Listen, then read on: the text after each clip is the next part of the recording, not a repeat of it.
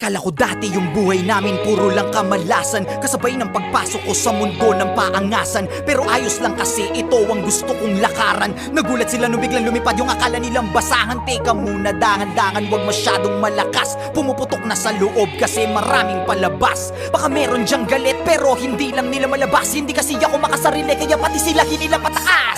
Teka, ang dami nagbago, ugali pati na mukha mo. Ganyan na ba yung mga dapat gawin para mahalin ng mga tao?